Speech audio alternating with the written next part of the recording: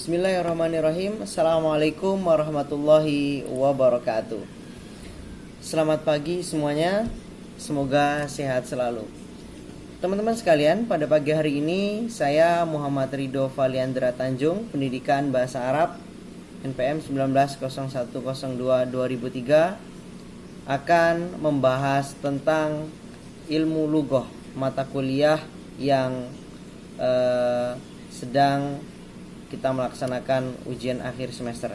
Maka pada kesempatan kali ini saya akan membahas terkait dengan materi bahasa dan pikiran.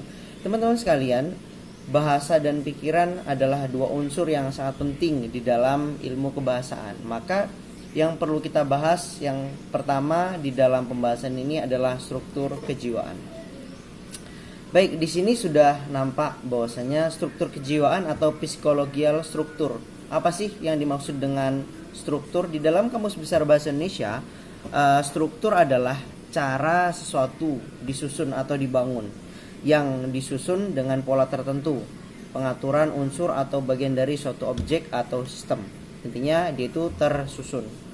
Kemudian secara bahasa Latin itu disebut dengan struktura, yang artinya tepat dan membangun. Istilah ini banyak digunakan untuk gambaran suatu bangunan, tapi kata struktur juga banyak digunakan dalam banyak hal.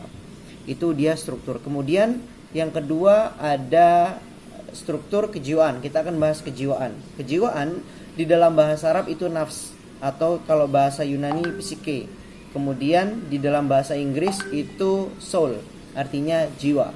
Jadi jiwa itu merupakan kajian utama atau ruang lingkup pada psikologi. Jadi ini adalah dua unsur yang sangat penting yang harus kita amati. Kemudian setelah dua ini, maka kita akan bahas namanya psikolinguistik di antara dua unsur ini tadi. Ya, ini merupakan satu dari macam-macam psikologi khusus, terbentuk dari kata psikologi dan juga linguistik. Jadi ini merupakan dua bidang ilmu yang berbeda dan masing-masing berdiri sendiri dengan prosedur dan juga metode yang berbeda juga. Akan tetapi dia ini memiliki hubungan yang luar biasa. Hubungannya itu apa? Untuk meneliti bahasa sebagai objek formal, namun dengan objek materi yang berbeda, di mana linguistik itu mengkaji tentang struktur bahasa, sementara psikologi itu mengkaji tentang perilaku atau proses bahasa. Maka psikolinguistik ini berusaha untuk menguraikan proses psikologi yang berlangsung pada seseorang sedang mengucapkan kalimat yang didengar saat berkomunikasi, dan bagaimana kemampuan bahasa tersebut didapat manusia sehingga didapatkan kecerdasan linguistik yang berbeda-beda. Sehingga secara teoritis itu tujuan utama dari psikologi adalah untuk mencari sebuah teori bahasa secara linguistik gitu. Kemudian dengan kata lain juga, psikolinguistik ini berusaha untuk menerangkan hakikat struktur bahasa dan bagaimana cara struktur tersebut bisa dipakai saat bertutur dan pada waktu memahami kalimat dalam penuturan tersebut. Jadi hubungannya itu saling berkaitan gitu ya. Kemudian setelah kita bahas struktur dari kejiwaan di antara materi bahasa dan pikiran, maka kita harus membahas hubungan di antara keduanya. Apa sih hubungan keduanya, bahasa dan struktur, bahasa dan pikiran itu? Jadi hubungan ini ada seorang tokoh yang bernama Edward Sapir. Beliau mengatakan bahwa bahasa menentukan pikiran. Jadi seorang sampai kadang-kadang bisa membahayakan diri sendiri. Artinya apa? Bahasa itu representasi dari pikiran. Melalui observasi yang dilakukan oleh Piaget, itu salah satu ilmuwan juga, terhadap perkembangan aspek kognitif anak akan mempengaruhi bahasa yang digunakan gitu. Maka bahasa itu dan pikiran saling berhubungan, timbal balik antara bahasa gitu. Jadi apa yang terucap dari lisan itu apa yang masuk di dalam pikiran. Jadi secara psikologi kemudian secara linguistik itu sangat berhubungan seperti itu.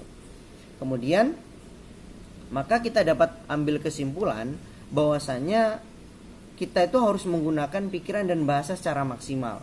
Terutama kita sebagai seorang mahasiswa muslim, karena sesungguhnya intelektual seorang itu dapat dilihat dari kemampuan bahasanya. Orang bisa bertutur bahasa, kemudian rangkaian bahasanya yang banyak, kemudian istilah-istilah dalam ilmu itu dia gunakan, maka itu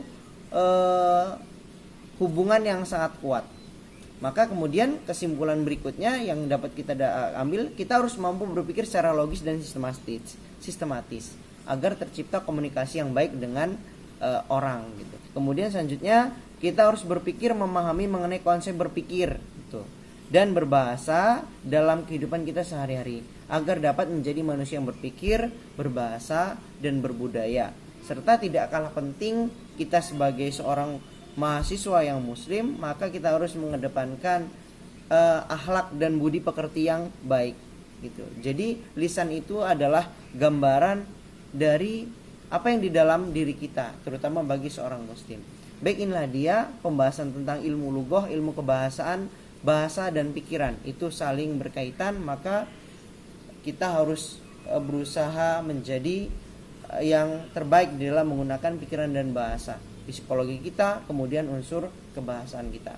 Mungkin sekian yang dapat saya sampaikan. Saya Muhammad Ridho Valiandra Tanjung. Akhirul kalam. Assalamualaikum warahmatullahi wabarakatuh.